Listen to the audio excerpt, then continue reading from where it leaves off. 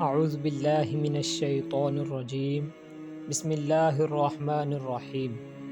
تمام سننے اور دیکھنے والوں کو السلام علیکم ورحمۃ اللہ وبرکاتہ۔ عصا اژدہا بن گیا۔ اس کا واقعہ یہ ہے کہ فرعون نے ایک میلہ لگوایا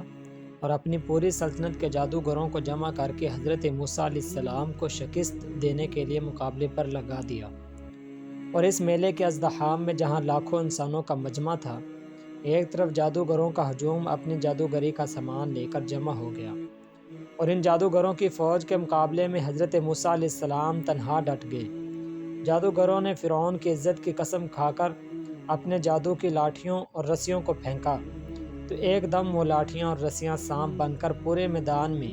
ہر طرف ہنکار مار کر دوڑنے لگی، اور پورا مجمع خوف و ہراس میں بدحواس ہو کر ادھر ادھر بھاگنے لگا، اور فرعون اور اس کے تمام جادوگر اس کرتب کو دکھا کر اپنی فتح کے گھمنڈ اور غرور کے نشے میں بد مست ہو گئے، اور جوش شادمانی میں تالیاں بجا بجا کر اپنی مسرت کا اظہار کرنے لگے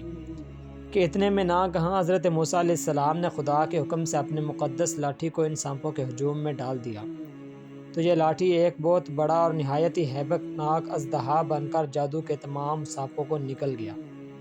یہ معجزہ دیکھ کر تمام جادوگر اپنی شکست کا اعتراف کرتے ہوئے سجدے میں گر پڑے،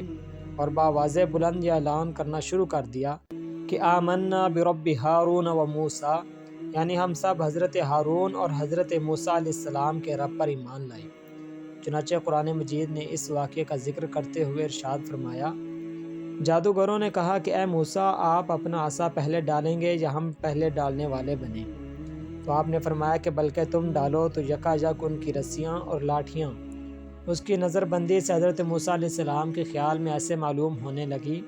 جیسے سانپ دوڑ رہے ہیں۔ تو حضرت موسیٰ علیہ السلام نے دل میں تھوڑا خوف سا ہوا،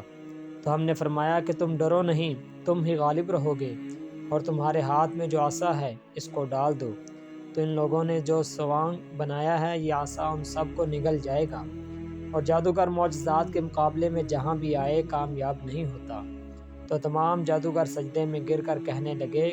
کہ ہم حضرت ہارون و حضرت موسیٰ علیہ السلام کے رب پر ایمان لائے۔